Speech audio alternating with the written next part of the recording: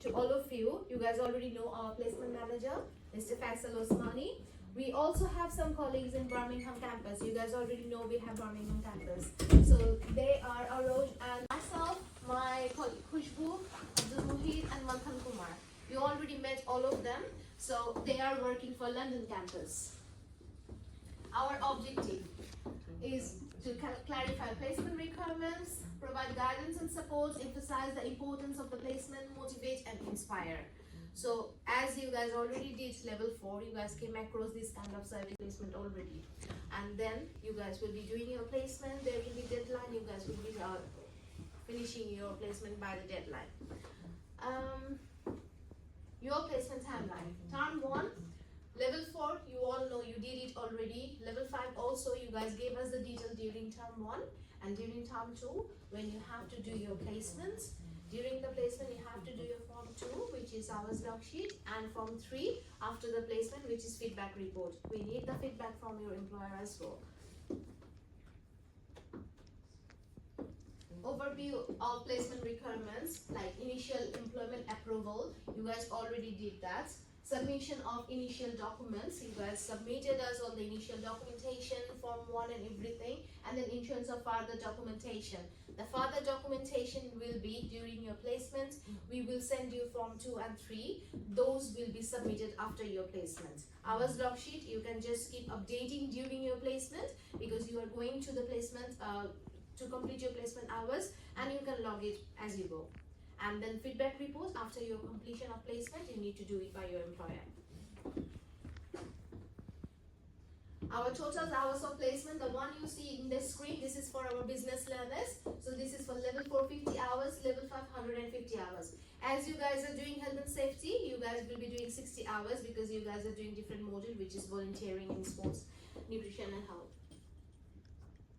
Total hours, like last time, we have photocopy the forms so you all can have an idea how our forms looks like. Here you go. So I attach all 3 forms in one pile so you guys can see. This is our form 1, student employers agreement. Form 1, previously we used to have form 1 and form 2, if you guys remember, checklist and employer agreement, 2 separate forms. Now these 2 forms come as form 1, you guys can see over there. So form 1, you guys have to give us this detail, placement providers details. Please make sure when you give us the detail, all the information has been completed, filled up. Placement details, your placement job title, placement job responsibilities. Whenever you guys are filling out that form, make sure you put all 3 responsibilities here. Sorry, not 3, as many as you can. I don't know what you are doing, but whatever the responsibilities, please try to put all highlighted one so we can take them and we can update your profile. Placement start, expected and completion date. Start date is the day when you will be starting your placement. Expected day, you can put the day, and actual placement day will be the day you are actually completing your placement. So if you give me a day, you will be completing your placement on, for example, 30th of April, but you actually completed your placement on 28th of April. So 28th of April will be as placement completion date, and the 30th of April was initially when you gave us the date, 30th of April. So please let us know that way. Completion date is too hard for you guys to find out now, I understand.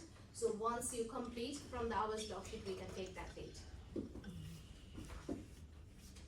This is what I just described to you guys, what you have to do. So every single information has to be filled up. Also for the placement details. So form 1, the other part is checklist. So if you guys please check on the form, there is checklist. This is the part we need to do because we need to know wherever you guys are working, this is a safe environment and you all are safe and securely working. So this part, once done, please make sure all of you, it's your responsibility to find out name and position, sign and date. Without that, there is no value for this documentation. So whenever you're taking your documents to your employer, make sure it's completed, dated and signed. And then give it back to us, please.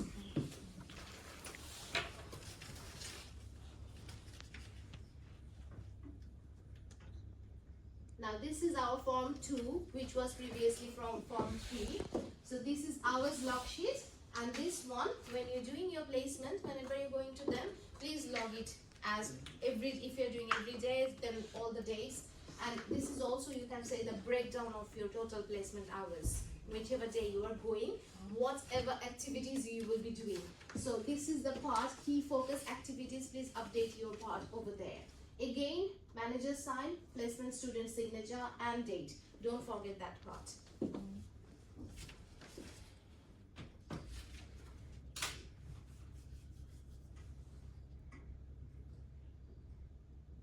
Once you completed your placement, this is the form you will have with you. This is our form 3, which is employer placement feedback report. You can see there is also every single form you have to fill up with your own details: student's number, student's name, employer name, which is the organization you will be working, and placement start and end date, and the tutor name. So you can ask me which tutor. You guys, I believe you know, your placement tutor is your tutor. So who will be doing that particular module for you, the module you are doing placement for, that module tutor is your placement tutor. So please put that name here as your placement tutor. There are some part need to be filled up with by your employer, and then you guys will be submitting that form back to us.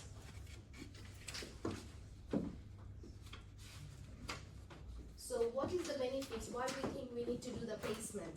So the reason you guys can do the placement, you guys already did that before, is enhanced employability skill, real world experience. You guys can always choose other options, but through the placement, as if work experience, you guys actually gain real world experience, which can also will update your, boost your CV. You can always put that experience in your CV as well, because you remember that you guys are doing graduate level course, and after that you guys are developing your career, and in terms of developing your career, it's a very good opportunity to step in for work experience.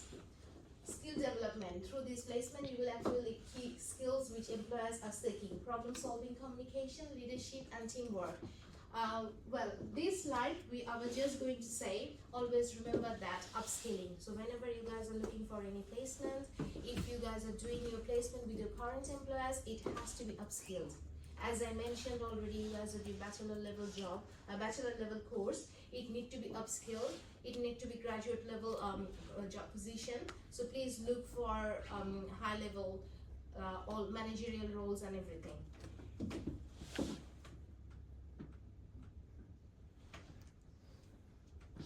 So submission of documents. When the placement forms are completed, please send them back to weekplacement@week.ac.uk. I think you guys already aware about that, because we are sending out all the emails from this email address.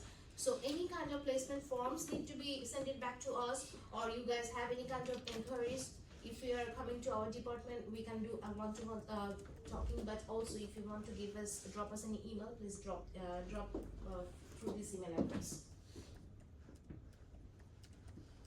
When you sending us any email, make sure you are sending us from LTU email address, please. And also when you're typing the email, make sure on the subject line you already write down something. What is the reason you are just emailing to us, and also your student ID, your name is on the body. Thank you.